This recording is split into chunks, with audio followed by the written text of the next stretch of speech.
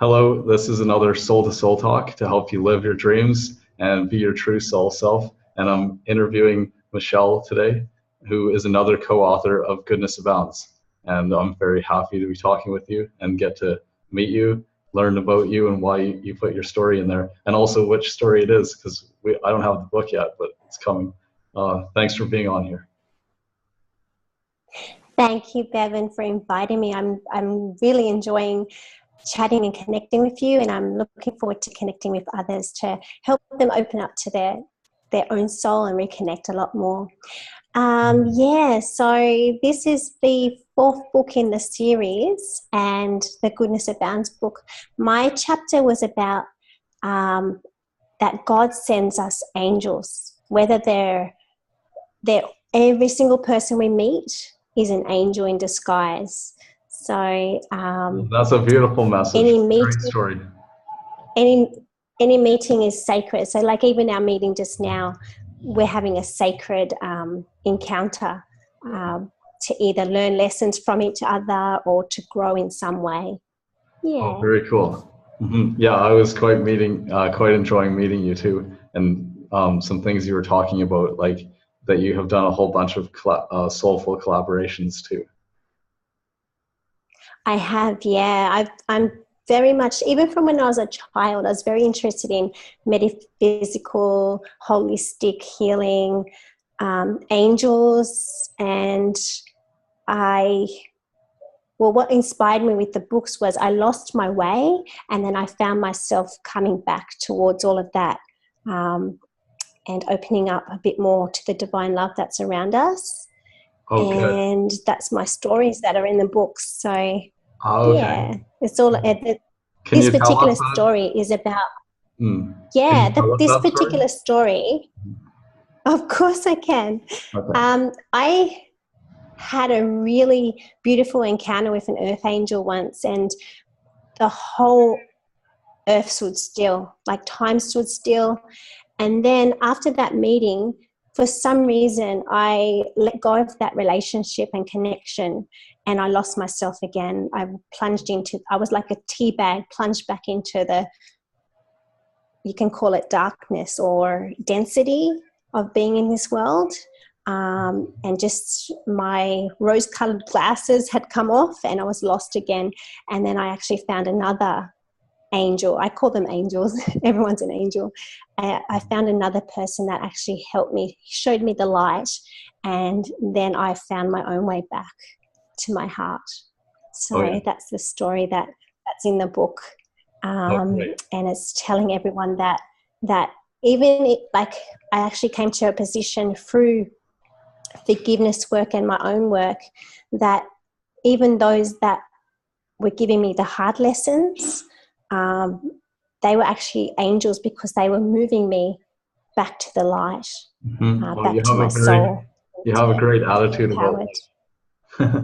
a great attitude about how you look at other people. Thanks.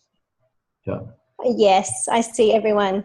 I have no judgments anymore. I've been through a lot of my own healings and my own journey. So everyone's got their own soul path and their own lessons, and I'll just give them all compassion for where they're at, and I just wherever I'm at as well, that's where we meet to learn and grow and from each other. So then I'm curious about your story or your journey. What is something that was very difficult for you, which you've overcome? A lot. This life for me has been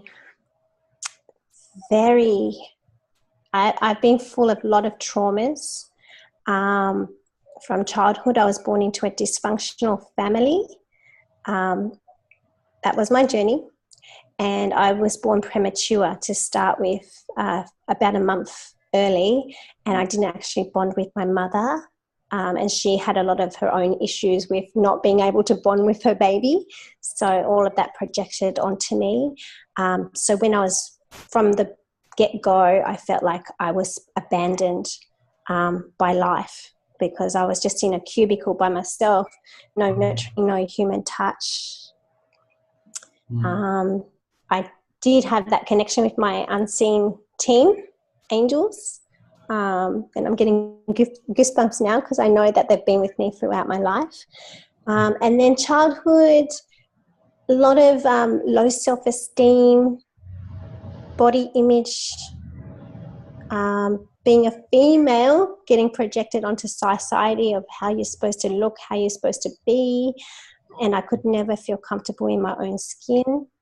Then I grew up just fast forwarding that childhood, so it was very dysfunctional. And then I got out on my own and I was experiencing life and I was happy and I was in the flow.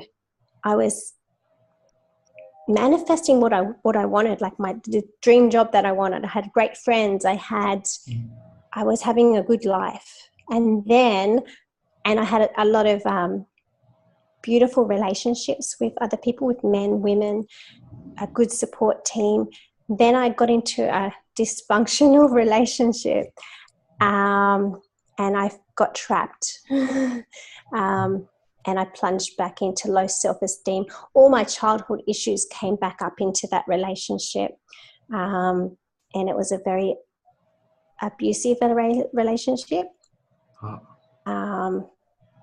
And the outcome was 3 beautiful children, which I just heard screaming in the background, so I hope it's not recorded.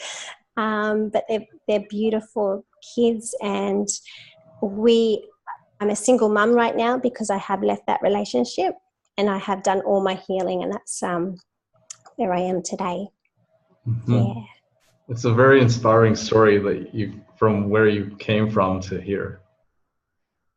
Thank you. Yeah, I haven't been able to express all of my story, but it's actually getting written down in another book so I can help young teens and young women not go through that, or be able to highlight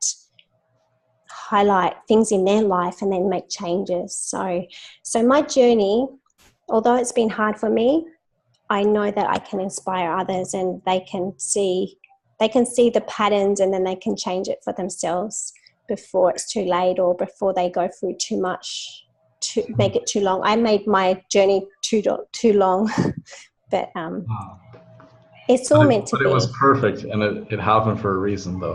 Now, definitely. That's correct. Yes. Yeah. So what I mean by the inspiring story, like in a way, is that like you're born a month early, and you felt abandoned and didn't bond with your mother. Usually, mother and child is like such an unconditional love relationship, right? And you went from that to like writing all these inspirational books and seeing people, or maybe already before the books, probably seeing people as angels and how they serve us and help us get on the path like to our heart. That's correct. Yeah. Yes. Yeah. Definitely. What have you learned from a difficult lesson that what you've learned which you can pass on to other people? The biggest there's quite a few lessons. Maybe I should go for top 2. Top 3. Yeah. My top lesson to anyone would be to listen to your intuition and guidance. If your body is telling you this is wrong, listen, and take action to move away from that. And definitely listen to your heart, intuition, guidance, however you tune in, to definitely listen to that. And the other one would be to connect to yourself daily, like give yourself time out to nurture your own self, connecting to whoever you believe in, God, universe, spirit of your knowing, to always connect daily. I do that more often than daily, but definitely have that practice where you connect either through prayer or however you like to special connection. Yeah, so those are my top 2. Oh yeah, those are great. Love it. Thank you. Yeah. Thanks, Bevan. You're welcome. So what would you say is your greatest gift? In other words, a talent or ability kind of thing. Oh, my heart is just pumping. When I'm aligned, when I'm in flow, when I'm coming from the heart, I believe my greatest gift is to actually leave a person with feeling happier in themselves, like feel a little bit lifted up. So either by smiling at them or just giving them some inspiration. So uplifting them is my gift.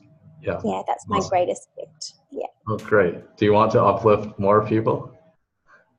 I definitely do. I'm at that stage where I'm ready to expand and just embrace everyone and get my messages out. Definitely. Okay. So anyone watching this, if you have a show, then reach out to Michelle and ask her if she'd like to be interviewed. Of course. Yeah. Definitely welcome that. Thanks, Bevan, for that. Oh, you're welcome. And then also you were talking about maybe creating a talk show, and you're not sure if you want to do one maybe, but you'd like to feel it. If you want to interview me, you can do that for the experience.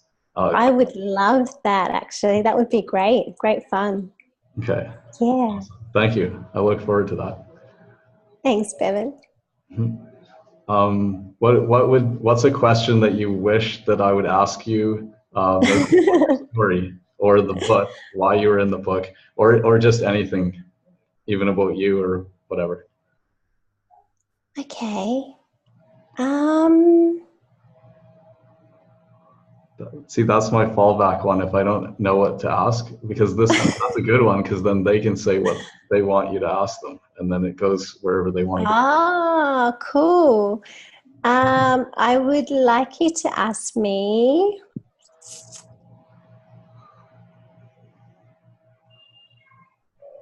where I see myself in 6 months. All right. Well, that's a bit scary. Oh, you like to make things happen quickly? Okay, well, where do you see yourself 6 months from now? I'm actually feeling that in my body right now. So I like to actually feel the way I feel first and then bring it out. I'm feeling very free and very creative. I'm feeling liberated and very much in my power. I'm actually feeling my heart now. That's awesome. Yeah, and I'm just actually just being me, like I am with you right now. Yeah. I'm being myself wherever I go, and I am being interviewed a lot more. And I'm actually coming from an authentic space where I have gotten over myself, and ego is not talking me out of things anymore and holding me back.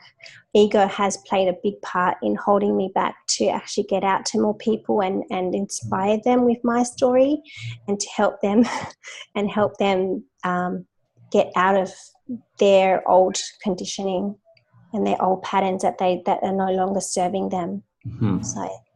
So not specific things, but that's where I feel, really, and that's awesome. where I'm guided to go. Feeling place. Yeah. I'm moving towards that. That's really awesome. That's what I love to do. I like to inspire people to basically to take back their freedom and do what they love. Yeah. Kindred spirits. That's beautiful. I was just at the beach earlier, the second time today. I went down. Oh, nice. Swimming. It just feels so good in the water. It's tropical. It does. And there's palm trees, and I look back at the beach, right? And you know, the feeling of the water, it's just so good.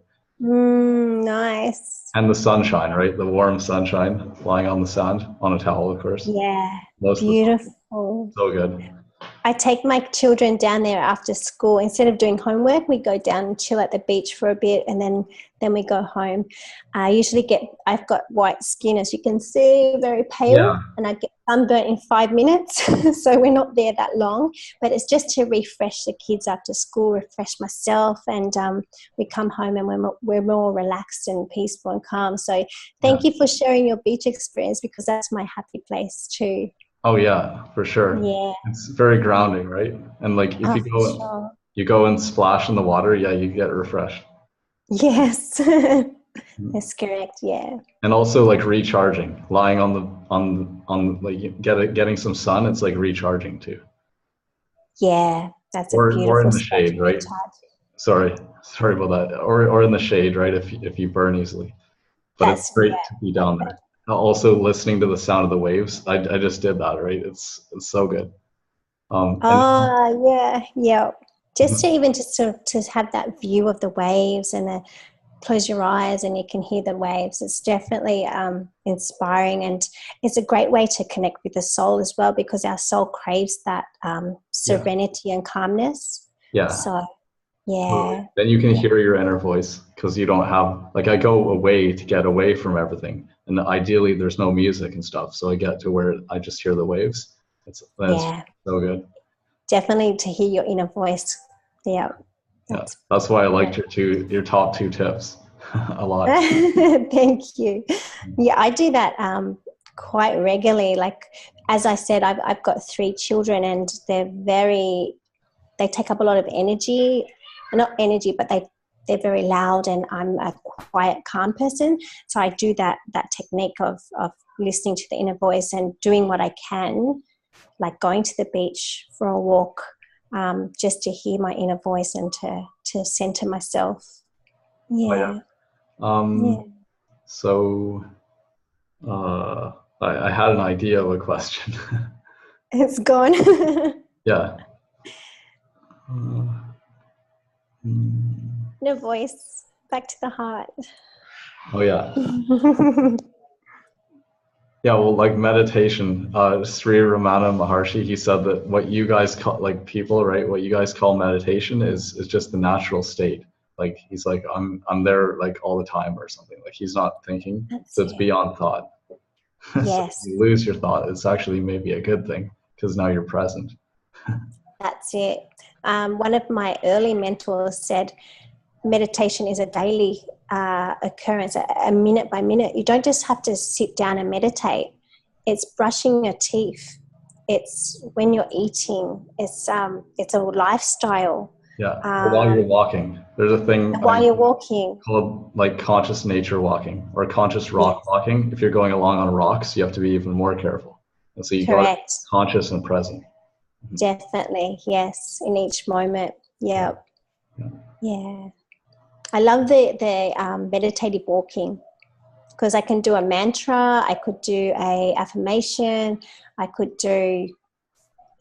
just step and watch my feet. So that's a good tip for listeners as well, the meditative walking. It's really, really nurturing. Oh yeah, totally. Oh, well, I remembered the thing. It was about a talk show kind of thing. So if you enjoy talking with people and getting to know people more, then it might be a good thing. I decided to make mine around, like, because I'm the soul-to-soul connector, and like I connect with people to their soul because I'm connected to mine. So then it becomes easy to do that. Then I introduce them to other people to help them make the impact of like what their cause, their mission happen quicker. So so then I made this show about like having a soul-to-soul conversation and talking about things that matter to people, like what matters to us. That's what we would talk about, and whoever else I'm talking to. It's just what you care about, and it's for the listeners. The point is, it can help them, right? Say to live their dreams or be their true soul self. That's the whole design of the show. That's how simple it is. That's it. Beautiful. Yeah, I think I would like to do. I really like energy healing and talking about all the woo stuff and the holistic stuff. I think I would like to test the boundaries and expose people to more things than they already know at the moment, and just to test those boundaries a little bit and push their limits and into alternative healings and the woo and like miracles, yes, self-healing. Oh yeah, that's cool. Like I interviewed Rhonda Lee. I'm pretty sure in Goodness Abounds, I'm pretty sure that her story was about food multiplying. And so like they went in and collected food and then fed homeless people, 150 people or families. And then the food, they're like, the food multiplied, they said, all the people serving it, because they thought they'd have to give them little portions. based on how much they had. And then they're able to give them seconds, and they could even feed themselves. And like people they could do takeout and feed themselves, and even they had leftovers. They experienced the food multiplying. Wow, that's beautiful. Love, right? They wanted to give. Yeah. That's very heart-opening for people to hear those stories as well, because that gives them hope, and it does lift them up as well, and they can get it snowballs, it ripples out. So that's beautiful. It's like the story in the Bible when the woman, like her husband died and she has kids, and I think Jesus came through the town, and then she like touched his cloak, his robe, and then or maybe that's a different one, but anyway, he helped her. She thought she had nothing, but he said, "What do you have?" And she had a little bit of oil. And then he said, get containers, like urns or whatever, get as many containers as you can. And then she just kept pouring. It's like, close the house so that no one else can see in, right? Because it's a thing of belief. And if other people don't believe, then they can be a naysayer, right? They can steal your dream, but you have to keep it secret. So it was like, close it up, have all those urns, just you and the kids. And then she poured the oil from the little thing, the little bit of oil she had. Because they had a bunch of debt, like the father had debt, and now they don't know what they're going to do, right? So then she poured the oil into these big urns, and it just kept replenishing in the little thing. So that was the miracle. They could sell all this oil. Oh, that's a beautiful story. I haven't heard that one, but that's gorgeous. So when he told her what to do, and she had faith that he could make a miracle, and then it happened. I think that's a great message as well, that with the intuition, if you feel it and hear it in your heart and soul, follow it. Yeah. And just close off from society, media, naysayers. Just follow that. No doubt. Yeah, have no doubt at all. Just believe in yourself, and even the intuition. Even if it's crazy idea that you get they say go this way, and you just like, I'm not going there, that's crazy to do that. Follow the intuition, because there's something there, you're being guided there, and it might open up to the miracle that you're waiting for. It's like a quantum leap, because you don't have to go from step A to B to C all the way through. You can just skip all the intervening steps and go straight to the result. But that's because of intuition. It doesn't happen without following your intuition. Exactly. Correct. Yeah. So, and there's so many people that don't follow it, and I didn't follow it at one stage. And do I regret it? No, because I've grown, but I've learned not to follow it anymore. So I'm back to following it and listening to myself. Yeah. Anything else that you want to share with us about your story, or why you collaborate in books like Goodness Abounds?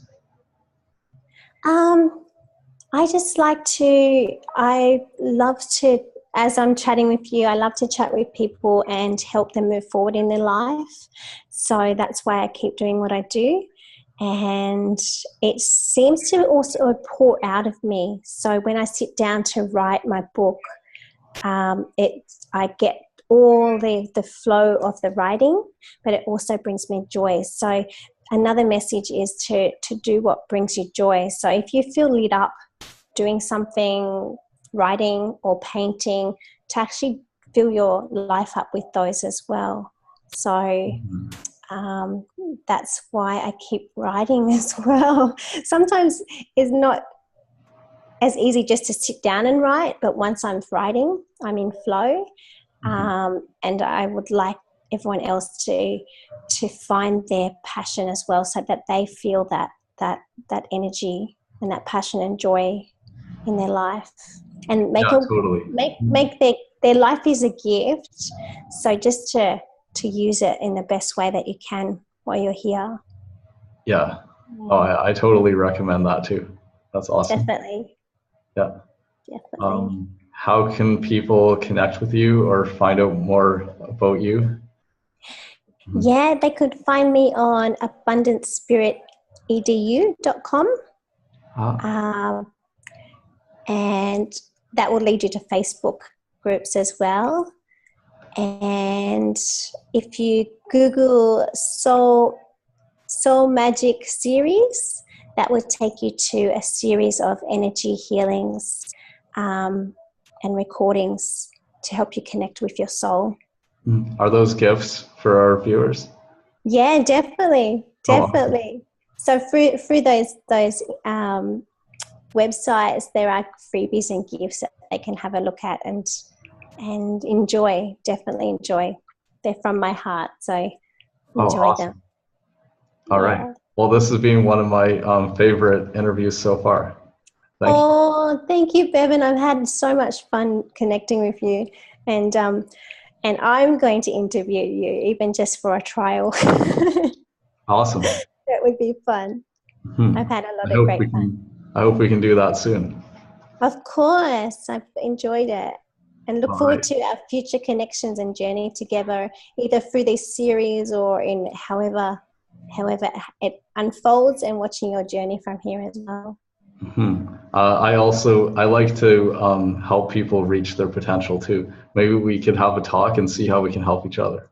Oh, nice. That sounds like a good synergy there. Definitely. Definitely. All right. So you can see here, this is how it's done, right? This is something I wanted to share with you guys before, way back near the end of 2014, called High Vibrational Connecting. So you can see how you connect with like-minded people and get to know them, and you might be able to actually help each other. And so you saw an example of that right here. Yeah, perfect. You're very inspiring, Bevan. Thank you for sharing yourself with the world and your viewers. Oh, you're welcome. Thanks for being on Soul to Soul Talks. Thank you so much. Blessings. Blessings to you. Thank you.